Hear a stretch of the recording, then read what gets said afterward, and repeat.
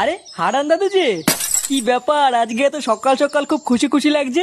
আর বলো না পল্টু, গ্রামে না একটা নতুন হোমো এসছে।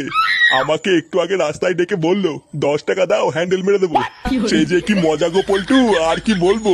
সকাল সকাল মনটা পুরো ভালো হয়ে গেল। কি বললা? 10 টাকা দিয়ে হ্যান্ডেল মেরে দিল? তা নয় তো আর কি বলছি গো ফুটো। তোমরা কিন্তু আবার এইসব কথা কাউকে বলো না, ঠিক আছে? এই না না দাদু, আমরা কাউকে বলবো না। লেওরা তুমি কাউকে বলো না। আচ্ছা আচ্ছা, ঠিক আছে ঠিক আছে।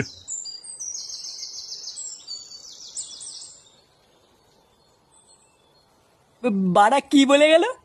গ্রামে একটা নতুন হোমো এসছে, 10 টাকা দিয়ে হ্যান্ডেল মেরে দিল?